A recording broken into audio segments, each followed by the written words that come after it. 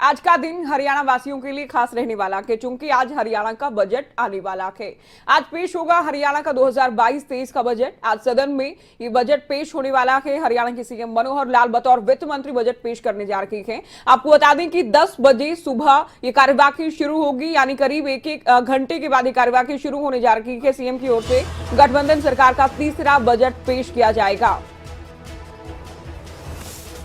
तो सदन में पेश होगा 2022-23 का बजट। तो पिछली बार की अगर बात करें 1,55,000 करोड़ का बजट पेश किया गया था। उससे पिछले साल की बात करें 1,37,000 करोड़ के आसपास का बजट पेश किया गया था। 13% की बढ़ोतरी पिछली बार हुई थी। इस बार कितनी बढ़ोतरी होती है, कहां राहत दी जाती है, क्या कोई कर लगाया जाता है, किन क्षेत्रों में सरकार का जोर रहता है, ये देखना बेहद अहम, बेहद महत्वपूर्ण रहने वाला है। चूंकि पिछले करीब 2 महीने से सीएम मनोहर लाल और अधिकारी बजट की तैयारियों में जुटे थे। मंथन मंत्रणाओं का दौर जारी था। अलग अलग विभागों के प्रतिनिधियों से बातचीत की गई। क्या कुछ चाहते हैं बजट में अलग अलग सेक्टर में और क्या उनके सुझाव हैं, इस बात को लेकर रायशुमारी की गई। तो किन सेक्टर्स में सरकार का जोर रहेगा, आने वाले 1 साल सरकार का कहां फोकस ज्यादा रहेगा, ये देखना आज बेहद जरूरी होने वाला है। क्योंकि पिछली बार के बजट की बात करें और उससे पिछले की बजट की बात करें 1,37,738 करोड़, जैसे कि पहले भी हमने आपको बताया, और 2021-22 का 1,55,645 करोड़ का बजट पेश किया गया था।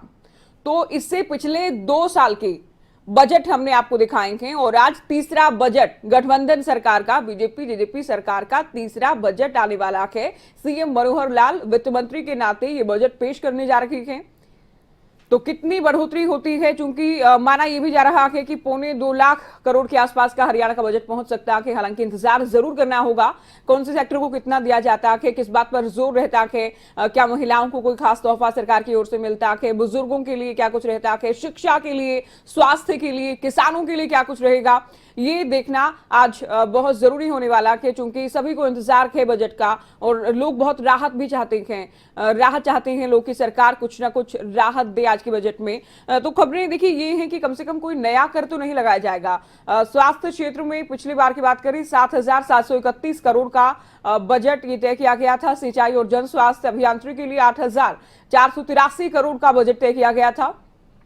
कृषि किसान कल्याण के लिए 2,998 दरअसल करोड़ का ये बजट अनुमानित था। बागवानी के लिए 489 करोड़ का बजट तय किया गया था। तो कौन से सेक्टर को, कौन से क्षेत्र को कितना पिछली बार मिला था, ये हम आपको फटाफट बता दें। पशुपालन और डेयरी के लिए 1,225 करोड़ रुपए पिछली बार प्रावधान किया गया था। मत्स्य पालन के लिए 125 करोड़ रुपए तय किए गए थे। अनिल मोर हमारे संवाददाता चंडीगढ़ से लाइव हमारे साथ जुड़ गए हैं। अनिल, 10 बजे सदन की कार्यवाही शुरू होगी, सीएम बजट पेश करेंगे, क्या कुछ जानकारी बजट से पहले, बजट से जुड़ी?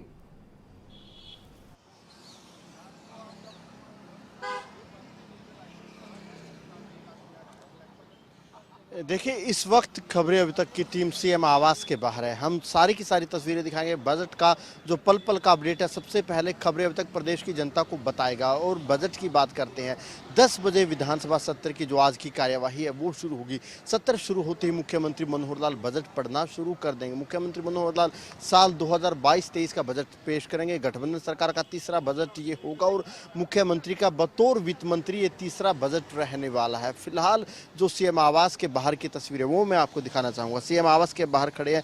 फिलहाल सीएम आवास पर बिल्कुल शांति है। जो अफसर है थोड़ी देर बाद यहाँ पर आना शुरू करेंगे, क्योंकि जिस दिन बजट पेश किया जाता है उस दिन पूरी की पूरी जो वित्त मंत्री है, वित्त मंत्री के यहाँ चहलकदमी रहती है। क्योंकि बजट पेश करने से पहले भी कहीं ना कहीं वित्त मंत्री को एक बैठक करनी होती है। जो वित्त विभाग के अधिकारी है उनके साथ बातचीत होती है।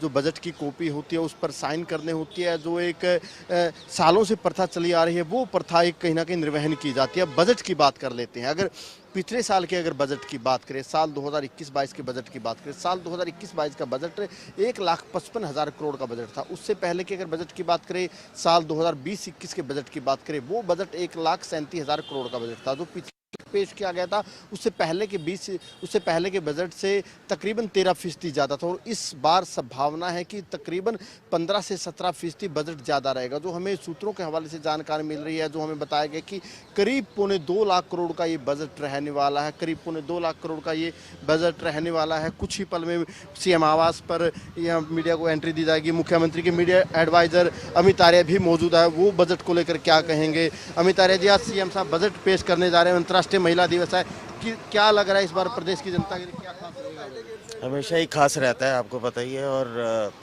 चीफ मिनिस्टर और फाइनेंस मिनिस्टर दोनों होने के नाते आप देखते ही हैं कि कितनी गंभीर प्रक्रिया से, जिसको कहते हैं कि अब बजट गुजरता है, सबकी सलाह ली जाती है, विधायक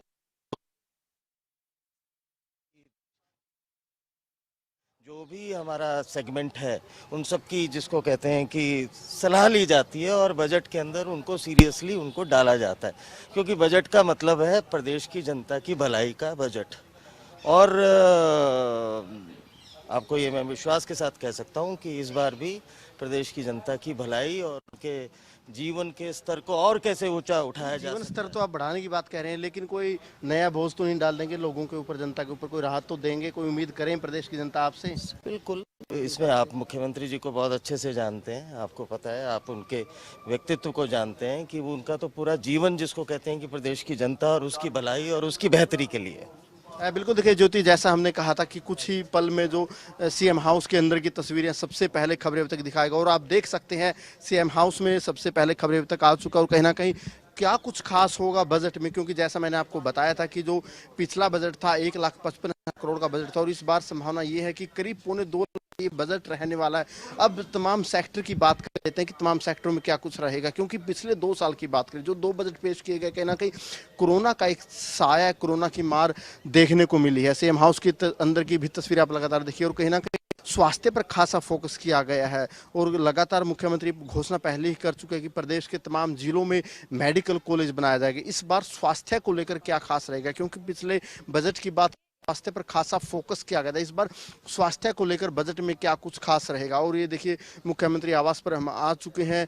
मुख्यमंत्री थोड़ी ही देर में जो ये व्यवस्था यहाँ पर की गई, जो चेयर यहाँ पर लगाई गई, यहीं पर मुख्यमंत्री बैठेंगे और यहाँ पर जो बजट की कॉपी है वो साइन मुख्यमंत्री यहाँ पर करेंगे।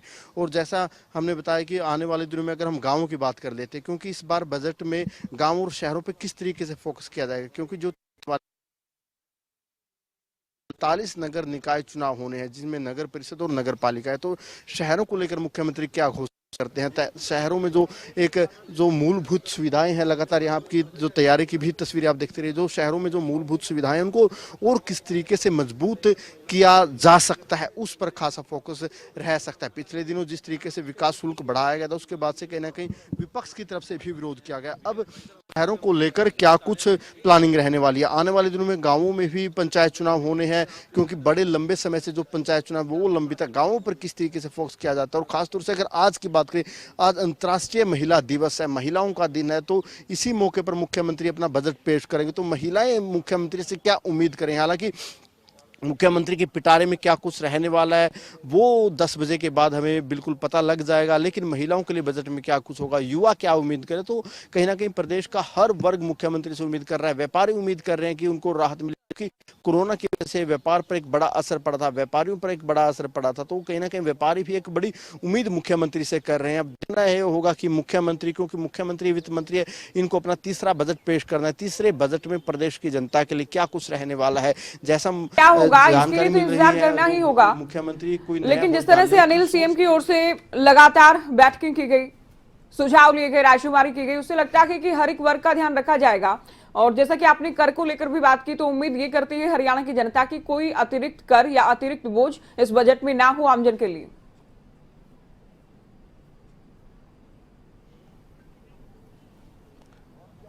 देखिए जनता भी यही उम्मीद कर रही है कि कोई नया कर, नया बोझ जनता के ऊपर नहीं पड़ना चाहिए और कहीं ना कहीं मुख्यमंत्री की बतौर वित्त मंत्री भी यही कोशिश रहेगी कि जनता पर किसी तरीके का नया बोझ न पड़े। हालांकि अगर प्रदेश की बात करें, जो राजकोषीय घाटा है वो लगातार बढ़ रहा है, जो आमदनी है उतनी नहीं बढ़ रही। हालांकि मुख्यमंत्री पहले स्पष्ट कर चुके हैं कि चाहे कोई शहरी निकाय संस्था है, चाहे कोई ग्राम पंचायत है, जो उनकी आमदनी है वो आमदनी कैसे बढ़े उस पर फोकस किया जाए। अब जो आमदनी अमूमन देखा जाता है, अगर कोई आमदनी बढ़ेगी तो जी, बोझ है जो आम जनता पर न पड़े, इस बात की कोशिश की जाएगी। कहीं ना कहीं जो मुख्यमंत्री का आज का फोकस रहने वाला है इस पर काफ़ी रहेगा कि जो प्रदेश का राजकोषीय घाटा है वो न बढ़े, राजकोषीय घाटा कम हो, जो आमदनी है, जो राजस्व है वो बढ़े। राजस्व बढ़ाने का तरीका किस तरीके से ईजाद किया जाता है वो देखने वाली बात रहेगी। और कोशिश कहीं ना कहीं सरकार, हालांकि जो मुख्यमंत्री के मीडिया एडवाइजर उनकी तरफ से भी कहा गया कि मुख्यमंत्री हमेशा ही जनता को सौगात देते रहे हैं, इस बार भी मुख्यमंत्री जनता को सौगात देंगे। वो सौगात क्या होगी वो देखने वाली बात रहने वाली है। हालांकि विपक्ष तो यही कह रहा है, क्योंकि जो प्रदेश पर जो घाटा है, घाटा भी यानी जो कर्ज है, कर्ज भी लगातार बढ़ रहा है। 2.5 लाख करोड़ का कर्ज प्रदेश पर हो चुका है। जो कांग्रेस है, जो विपक्षी दल है, लगातार ये कहते हैं कि जो मनोहर सरकार है, जो गठबंधन सरकार है, कर्ज लेकर घी पीती है। ये टैगलाइन सरकार के लिए विपक्ष ने दे रखी है कि जो मौजूदा सरकार है सालों से कर्ज ले रही है और घी पी रही है। और हालांकि तमाम तरह की चुनौतियां रहेंगी। राजस्व खर्च को कैसे कम किया जाए, वित्तीय घाटा कैसे कम हो, और कर्ज को लेकर तो कोई भी पार्टी विपक्ष में रही हो घेरती रही है सरकार को। कुछ मेहमान हमारे साथ जुड़ गए हैं। हमारे साथ मार्केट एक्सपर्ट हैं पीडी शर्मा जी, स्वागत है आपका चर्चा में। और गुरुग्राम से हमारे संवाददाता गुलशन ग्रोवर जुड़े हैं, उनके साथ एक गेस्ट भी मौजूद हैं जो कि एक्सपर्ट हैं। उनसे भी जानेंगे कि क्या कुछ हो सकता है हरियाणा की जनता के लिए, हरियाणा के वित्त मंत्री यानी हरियाणा के सीएम के पिटारे में। गुलशन,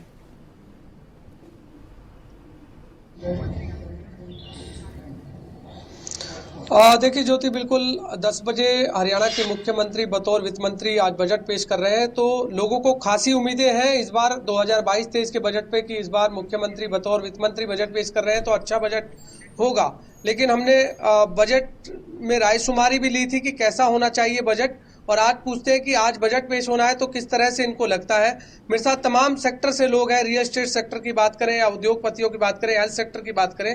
सबसे पहले उद्योगपतियों से बात करते हैं, जो जाने माने उद्योगपति हैं गुड़गांव के। आज बजट पेश हो रहा है, मुख्यमंत्री बतौर वित्त मंत्री बजट पेश कर रहे हैं, किस तरह का बजट रहने वाला है, क्या उम्मीदें हैं आपको? हमें उम्मीद ये है कि भाई इंडस्ट्री को बढ़ावा दें और लोगों को मतलब इंडस्ट्री में राहत दें, इंटरेस्ट कम रेट पे पैसा मिले। दूसरा, अपना ज़मीन जो है वो सस्ते रेट पे उपलब्ध कराई जाए, और जो 75% लोगों की वो है कि भाई 75% लेबर यहाँ की होनी चाहिए, उस कानून को ख़त्म कर दें, ताकि जो स्किल पावर है यहाँ हर आदमी ये चाहता है कि भाई हम रोज़गार उसको दें जो हमारे नज़दीक है। अगर नज़दीक जो होगा, ट्रेंड होगा, उसको देने को किसी की भी कोई मनाही नहीं है। लेकिन अगर ट्रेंड नहीं होगा तो उसके लिए रोज़गार अपना इंडस्ट्री इफेक्ट करेगी, वो दूसरी साइड जाना चाहेगा। हमारी तो हाथ जोड़ के यही विनती है कि भाई इसको बढ़ावा देने के लिए कुछ राहत दो, जिससे कि वो अपना यहाँ बढ़ाएं। अब आप देखो कि 2 सालों में कितनी इंडस्ट्री यहाँ लगी है, काफ़ी इंडस्ट्री बाहर लगी है। गुजरात में जाके देखो कितनी फैसिलिटीज़ मिल रही है।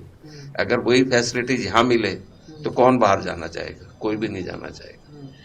इस बार कोरोना हालांकि हमने देखा कि 2 साल रहा, और अब की बार बजट से कितनी उम्मीदें लगा के बैठे हैं आप कि इस बार आपके लिए बजट में कुछ राहत मिलने वाली है? राहत तो यही है कि भाई मतलब है कि कोरोना तो चला गया, अच्छा रहा कि इस बार कुछ इतना नुकसान नहीं हुआ। लेकिन सरकार से यही है कि भाई जहाँ भी सहूलियत दे सकते हैं दे, मतलब जिससे कि रोजगार। बिल्कुल उम्मीद है, आस लगाए बैठे हैं। आपसे भी जानते हैं, रियल एस्टेट सेक्टर की बात करें तो किस तरह से उम्मीदें हैं कि इस बार आपको बजट में ये मिलने वाला है जो आप उम्मीद लगाए बैठे हैं? अब हम तो सरकार से यही उम्मीद करते हैं कि अब की बार जो बजट आए उसमें गुड़गांव को ध्यान में रखते हुए गुड़गांव के लिए सरकार स्पेशल बजट को बढ़ाए, क्योंकि गुड़गांव का जो इंफ्रास्ट्रक्चर है वो बहुत वीक हो गया है। जगह जगह जाम लगते हैं, लोग परेशान होते हैं। मेट्रो की कनेक्टिविटी जो आज से 10 साल पहले आई थी, उसके बाद कोई भी डेवलपमेंट आगे नहीं हुई है। ट्रांसपोर्ट की बात करें तो ट्रांसपोर्ट के लिए गुड़गांव में कोई भी ऐसा अंतर्राष्ट्रीय इन्होंने कोई बस अड्डा नहीं बनाया है जिससे कि लोगों को फैसिलिटीज़ मिले। आज लोग इफ़को चौक हो, राजीव चौक हो, सड़कों के ऊपर खड़े रहते हैं। लोग वहां से बस पकड़ते हैं, कोई जयपुर जा रहा है, कोई वहीं पे ही बस स्टॉप है, कोई वहां जगह नहीं है। देखिए बिल्कुल इंफ्रा पर ध्यान देना चाहिए, आपका कहना है तो, क्योंकि हरियाणा जो है गुड़गांव सबसे ज्यादा रेवेन्यू देने वाला। जी गुलशन, आप बने रहिए हमारे साथ, क्योंकि एक्सपर्ट से, आप उद्योगपतियों से दरअसल बात कर रहे हैं कि वो क्या कुछ उम्मीद करते हैं इस बार के बजट से। जसपाल सिंह भी हमारे संवाददाता फतेहाबाद से जुड़ गए हैं। जसपाल, आपके पास भी आएंगे। आपसे पहले market expert PD Sharma ji हमारे साथ स्टूडियो में मौजूद हैं। शर्मा जी, एक एक्सपर्ट के नाते आपकी नजर क्या देखती है आज के बजट में, क्योंकि एक लंबा समय सरकार ने कोरोना काल में गुजारा के उसके बाद क्या हो सकता है हरियाणा की जनता के लिए?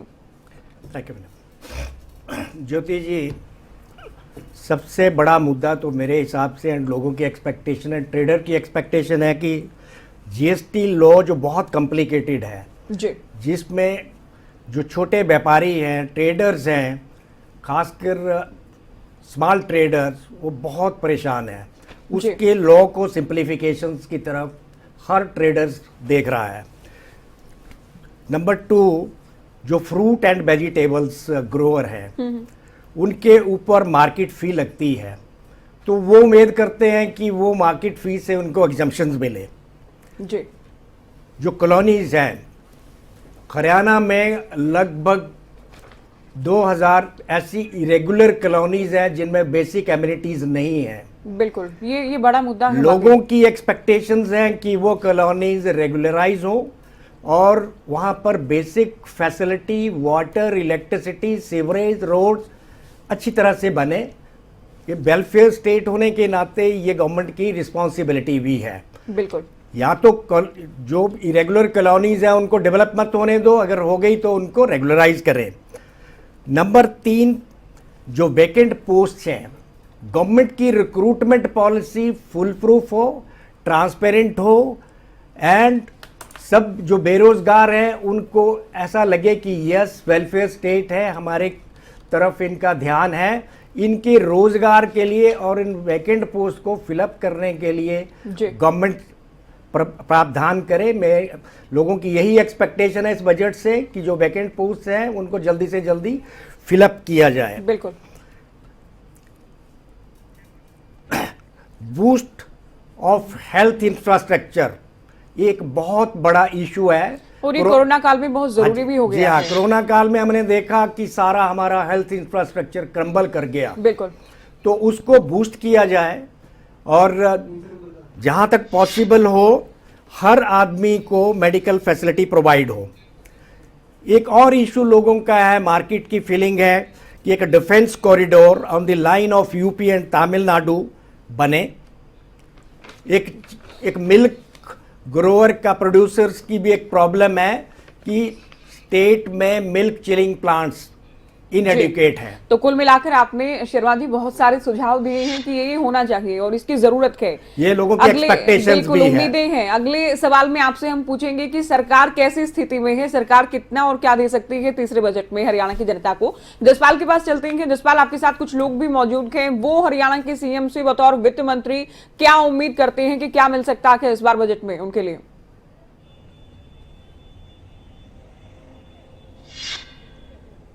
देखिए ज्योति, मैं बताना चाहूंगा कि आज जो है हरियाणा विधानसभा के अंदर जो सीएम है बतौर जो वित्त मंत्री है वो आज अपना बजट पेश करेंगे और गठबंधन सरकार का ये तीसरा बजट है। तो हमारे साथ यहाँ की जनता है, उनसे भी बातचीत करेंगे कि उनका जो इस बजट से है क्या है, किस तरह से ये बजट चाहते हैं लोग और सीएम के इस पिटारे के अंदर किस तरह के जो सुविधाएं हैं, चाहे स्वास्थ्य है, चाहे शिक्षा है, चाहे कृषि है, उसको लेकर हम लोगों से बातचीत करेंगे। किस तरह का ये जो बजट है वो होना चाहिए।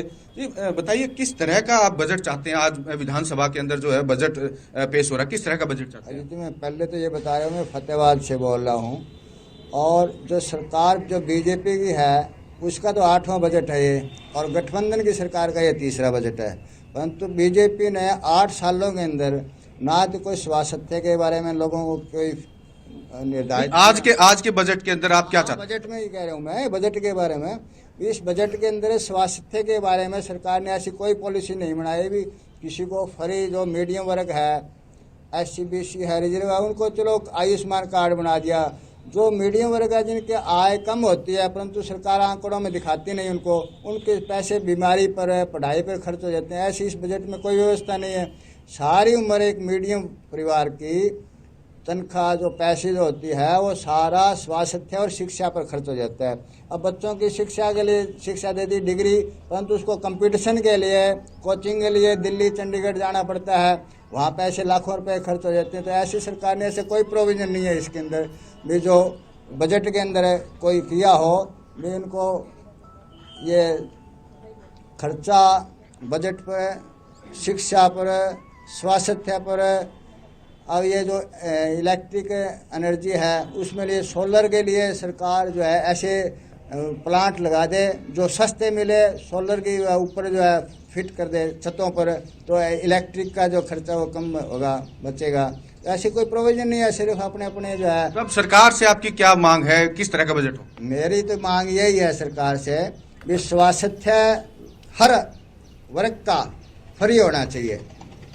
ये जो अनुदान वगैरह ये बंद कर दे, किसी चीज़ का सारे अनुदान बंद कर दे, बच्चों को हर वर्ग का बच्चा हो उसके लिए शिक्षा ये सरकार की जिम्मेवारी होनी चाहिए। भी उसको जो भी उसकी डिग्री होगी वो सरकार फ्री करवाएगी, और उसकी जो है पढ़ाई का कंपटीशन का खर्चा भी सरकार देगी, तो सरकार को उसको करने की जरूरत ही नहीं है।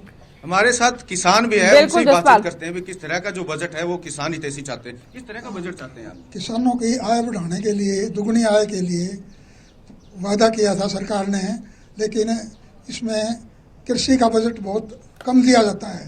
तो कृषि का बजट जो है विशेष ध्यान देकर इसमें इस बात का प्रोविज़न किया जाए कि किसानों की दुगनी आय मिल सके, क्योंकि भाव तो हर मार्केट बढ़ रहे हैं, खाद के, फर्टिलाइज़र के, दवाइयों के, कीटनाशक के, ये महंगी होती जा रही हैं, और किसान का जो है पल्ले कुछ कम पड़ रहा है।